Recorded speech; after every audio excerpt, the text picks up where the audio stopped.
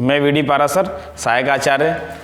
मेरी आज की इस ऑनलाइन क्लास में आप सभी का स्वागत है। देखो विद्यार्थियों, हमने इससे पूर्व की क्लास में अध्ययन किया कि उत्तर व्यवहारवाद की प्रमुख विशेषताएं क्या हैं, जो डेविड ईस्टन ने उत्तर व्यवहारवाद की 7 प्रमुख विशेषताएं बताई थीं।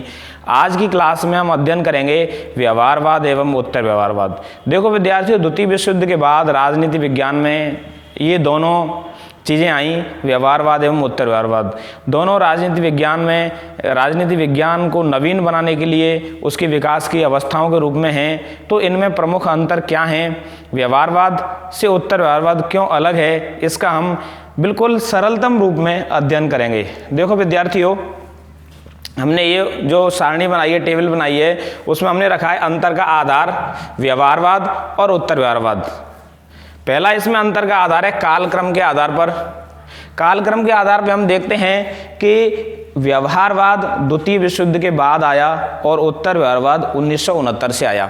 देखो विद्यार्थियों, हमें देखते हैं कि व्यवहारवाद परंपरावाद के विरोध में आया। एक तरह से परंपरागत राजनीतिक दृष्टिकोण चल रहा था, आधुनिक दृष्टिकोण के साथ ही व्यवहारवाद आया और व्यवहारवाद ने राजनीति विज्ञान को एक तरह आधुनिक बनाने के लिए, प्राकृतिक विज्ञानों की तरह कठोर विज्ञान बनाने के लिए तमाम प्रयास किए। दूसरा, उत्तर व्यवहारवाद एक तरह से व्यवहारवाद में सुधार के वजह से आया। 1969 में डेविड ईस्टन का भाषण हुआ था अमेरिकन पॉलिटिकल साइंस एसोसिएशन के अंतर्गत। उस भाषण से हम उत्तर व्यवहारवाद का आगाज मानते हैं, उत्तर व्यवहारवाद की शुरुआत मानते हैं। तो एक तरह से हमें देखते हैं कि जो व्यवहारवाद है, व्यवहारवाद परंपरावाद के खिलाफ आया एक तरह से, लेकिन उत्तर व्यवहारवाद व्यवहारवाद के खिलाफ नहीं है, व्यवहारवाद को आगे बढ़ाने का एक प्रयास है। व्यवहारवाद की नेक्स्ट स्टेज है उत्तर व्यवहारवाद। दूसरा आधार है अंतर का प्रकृति के आधार पर। देखो साथियों, व्यवहारवाद की प्रकृति गैर रचनात्मक है, क्योंकि व्यवहारवाद के अंतर्गत किसी भी ऐसे सिद्धांत का निर्माण नहीं किया गया जो सिद्धांत सामाजिक समस्याओं का निदान कर सके। जो एक तरह से कह सकते हैं कि सामाजिक समस्याओं के निदान में व्यवहारवाद कहीं ना कहीं असफल हो गया। और दूसरी बात हम करते हैं उत्तर व्यवहारवाद, ये एक तरह से रचनात्मक है, एक तरह से सुधारात्मक है। ये व्यवहारवाद में एक सुधार है और सिद्धांत निर्माण के अर्थ में भी उत्तर व्यवहारवाद व्यवहारवाद से कहीं ज़्यादा प्रासंगिक हमें दिखाई देता है। तीसरा आधार है मूल्यों के आधार पर। मूल्यों के आधार पर अंतर यह है कि व्यवहारवाद मूल्य निरपेक्षता का अध्ययन करता है और उत्तर व्यवहारवाद मूल्य सापेक्ष भी है। कहने का आशय है, उत्तर व्यवहारवाद में तथ्य एवं मूल्य दोनों का अध्ययन किया जाता है और एक तरह से ये समन्वयात्मक है। हमें देखते हैं उत्तर व्यवहारवाद के अंतर्गत दोनों का अध्ययन किया जाता है। देखो साथियों, व्यवहारवाद ने राजनीति विज्ञान को एक तरह से प्राकृतिक विज्ञानों की तरह कठोर बना दिया और इसको मूल्य निरपेक्ष बना दिया कि मूल्यों के आधार पर अगर हम अध्ययन करेंगे तो वो अध्ययन लगातार परिवर्तन होते जाएंगे, इसमें सामान्यताएं हम सेट नहीं कर पाएंगे। इसीलिए इन्होंने अपने अध्ययन को मूल्य निरपेक्ष बना दिया और यही इसके अंत का या उत्तर व्यवहारवाद के जन्म का सबसे बड़ा कारण बना कि व्यवहारवाद मूल्य निरपेक्ष था, इसीलिए इसके अध्ययन प्रासंगिक नहीं बन सके, इसके सिद्धांत एक तरह से समस्याओं के लिए महत्वपूर्ण समाधान नहीं बन सके। जबकि उत्तर व्यवहारवाद के अंतर्गत तथ्य एवं मूल्य दोनों का अध्ययन किया गया, साथ साथ मूल्यों पर भी इसमें परंपरावादी दृष्टिकोण की तरह बल दिया गया, क्योंकि मूल्यों पर अगर हम बल देंगे तभी हम किसी सामाजिक विज्ञान को एक तरह से मानवीय विज्ञान बना पाएंगे, एक तरह से मानवीय समस्याओं की समाधानकर्ता वाला बना पाएंगे। अगला बिंदु है मान्यता के आधार पर।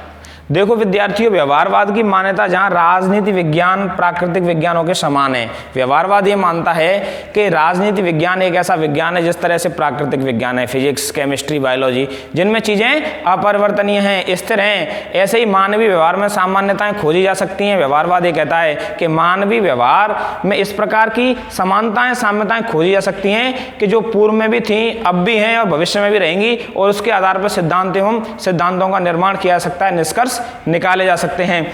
जबकि उत्तर व्यवहारवाद कहता है कि ये समान नहीं है, मानवीय व्यवहार परिस्थिति बदलने के साथ ही मानवीय व्यवहार बदल जाता है। इसीलिए राजनीति विज्ञान प्राकृतिक विज्ञानों की तरह एक विज्ञान नहीं हो सकता। राजनीति विज्ञान के साथ ही उन अन्य समाज विज्ञानों के साथ ही एक सामाजिक विज्ञान है, जैसे अर्थशास्त्र, दर्शन शास्त्र, भूगोल, समाजशास्त्र इत्यादि। देखो विद्यार्थियों, अगला इसमें अंतर का आधार है विश्लेषण के आधार पे। ये देखा जाता है व्यवहारवाद व्यष्टि विश्लेषण पर बल देता है और उत्तर व्यवहारवाद समष्टि विश्लेषण पर। व्यवहारवाद के अंतर्गत व्यष्टि विश्लेषण से आशय ये है कि जो समग्र है उस समग्र का हम विभिन्न इकाइयों में, एक तरह से विभिन्न इकाइयों में समग्र को काटकर उसका स्पेशल अध्ययन करें प्रत्येक इकाई का, ताकि हमारे जो अध्ययन है उनका विश्लेषण ज़्यादा गहन बन सके। जबकि उत्तर व्यवहारवाद ये कहता है कि हमें समष्टि का अध्ययन करना होगा, हमें समग्रता के आधार पर अध्ययन करना होगा, हमें इस प्रकार से अध्ययन करना होगा कि जो मानवीय व्यवहार है, मानवीय व्यवहार के तमाम पक्ष हैं, उन पक्षों के आधार पर हमें अध्ययन करना होगा, तभी हम अध्ययनों को सार्थक बना सकते हैं। अगला आधार है साथियों इसका उद्देश्य के आधार पर। हम देखते हैं व्यवहारवाद का उद्देश्य ज्ञान हेतु ज्ञान प्राप्ति। व्यवहारवाद लगातार ज्ञान की प्राप्ति पर बल देता है। व्यवहारवाद तकनीक नहीं छोड़ना चाहता है। व्यवहारवाद तथ्यों को नहीं छोड़ना चाहता है। व्यवहारवाद उस रास्ते पर चलने वाला एक तरह से राजनीति विज्ञान को शास्त्र मानता है कि हमें हमारे जो जाने का उद्देश्य है वो भले ही खराब हो, लेकिन हमारा रास्ता सही होना चाहिए।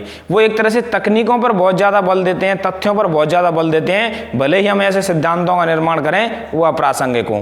ये व्यवहारवादी कहते हैं। दूसरी तरफ जो उत्तर व्यवहारवादी हैं वो सामाजिक समस्याओं के निदान पर बल देते हैं। उत्तर व्यवहारवादी ये कहते हैं कि हम भले ही तकनीक को छोड़ दें, लेकिन हमें प्रासंगिकता पुष्ट करनी होगी, हमें प्रासंगिकता नहीं छोड़नी होगी। हम तकनीक को छोड़ सकते हैं, हम उस तकनीक के पालन करने से हमें कोई फायदा नहीं है जिस तकनीक के आधार पर हम ऐसे सिद्धांत बनाएं जो सिद्धांत राजनीति की क्रूर वास्तविकताओं का सामना नहीं कर सकें। हमें ऐसे समाधान प्रस्तुत करने होंगे मानवता के लिए, जो कि एक राजवैज्ञानिक के दायित्व हैं। अगला बिंदु परिवर्तन के आधार पे। देखो साथियों, परिवर्तन के आधार पे व्यवहारवाद यथास्थिति का समर्थक है और उत्तर व्यवहारवाद सामाजिक परिवर्तन पर बल देता है।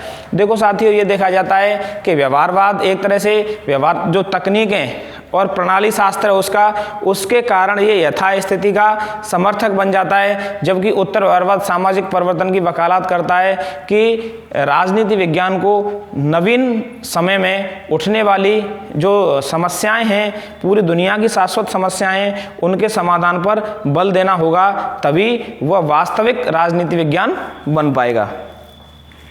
अगला एवं अंतिम बिंदु है प्रासंगिकता के आधार पर। व्यवहारवाद को एक तरह से अप्रासंगिक बताते हैं और उत्तर व्यवहारवाद को प्रासंगिक बताते हैं। देखो विद्यार्थियों, जो व्यवहारवाद है, व्यवहारवाद ने राजनीति विज्ञान को महत्वपूर्ण देन ये रही व्यवहारवाद की कि उसने राजनीति विज्ञान को प्राकृतिक विज्ञानों की तरह विज्ञान बनाया।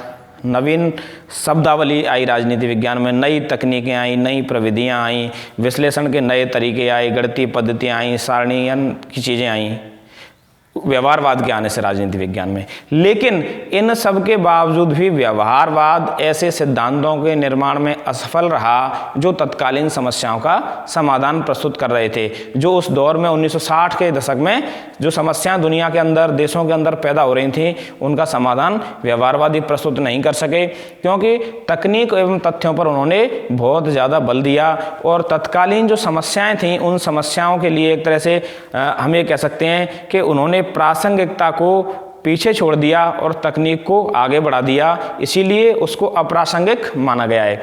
दूसरी तरफ हम देखते हैं कि जो उत्तर व्यवहारवाद है वो उत्तर व्यवहारवाद ज़्यादा प्रासंगिक था, क्योंकि इसके अंतर्गत इस बात पर बहुत बल दिया गया कि हम तकनीक भले ही छोड़ दें लेकिन हम प्रासंगिकता नहीं छोड़ सकते।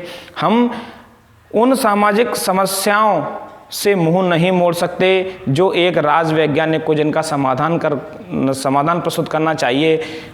उत्तर व्यवहारवाद के अंतर्गत बुद्धिजीवियों की भूमिका को स्वीकार किया गया कि बुद्धिजीवियों की भूमिका तभी सार्थक होगी, बुद्धिजीवियों को तभी समाज में एवं नीति निर्माण करने वालों की टेबल पर महत्वपूर्ण स्थान मिल सकता है जब वह एक तरह से सामाजिक समस्याओं के निदान में महत्वपूर्ण भूमिका निभाएं। अगर वो तटस्थ रहेंगे तो उनकी एक तरह से मजदूर के समान ही उनका गौरव स्थापित हो पाएगा। इसीलिए कहीं ना कहीं उन्हें ज़्यादा बेहतर प्रयास करने होंगे इसके। दूसरा, हमें देखते हैं साथियों कि व्यवहारवाद एवं उत्तर व्यवहारवाद में हमने तमाम अंतर पढ़े, लेकिन इसके बावजूद भी हम ये कह सकते हैं कि एक तरह से उत्तर व्यवहारवाद की अंत्येष्टि के बाद नहीं उपजाए, व्यवहारवाद की राख से नहीं उपजाए। हम ये कह सकते हैं कि व्यवहारवाद को एक तरह से उत्तर व्यवहारवाद आगे बढ़ाने का कार्य कर रहा है। जहाँ इसमें मूल्य निरपेक्ष अध्ययन किया गया, उसने तथ्यों के साथ साथ मूल्यों को भी जोड़ दिया। उत्तर व्यवहारवाद के अंतर्गत व्यवहारवाद की तकनीक, तथ्यपरक अध्ययन, इन सबको लेने के साथ परंपरावाद की मूल्य सापेक्षता को जोड़ दिया कि हम मूल्य सापेक्षता को जब हम जोड़ेंगे तब राजनीति विज्ञान के शोध वास्तविक समस्याओं का समाधान प्रस्तुत ज़्यादा बेहतर तरीके से कर सकेंगे। धन्यवाद।